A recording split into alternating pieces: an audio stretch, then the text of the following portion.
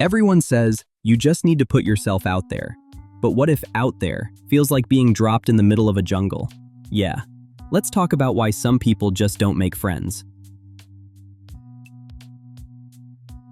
For people with social anxiety, making friends feels like walking a tightrope while everyone's watching. Their brain turns even simple conversations into possible disaster scenarios. What if I say something awkward? What if they think I'm weird? The fear of judgment becomes so overwhelming that avoiding interaction feels safer. It's not that they don't want friends, it's just that the stress of trying makes it feel impossible.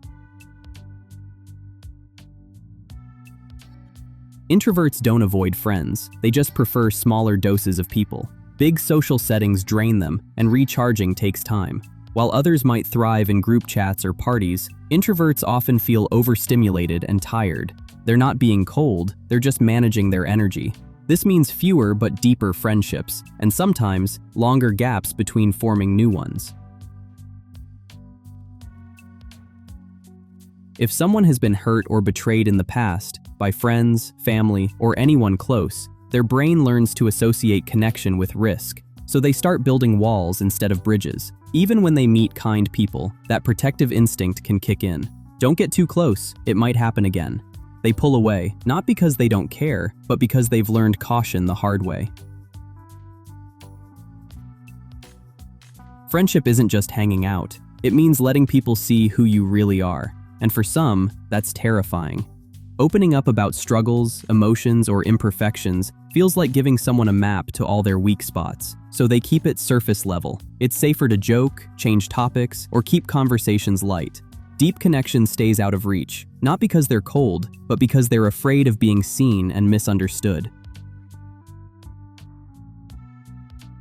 For people who are neurodivergent, like those with autism or ADHD, social rules aren't always intuitive. Small talk might feel meaningless, eye contact might be overwhelming, and group dynamics can be hard to read. It's not that they don't want friends, they do, but the way they connect might be different.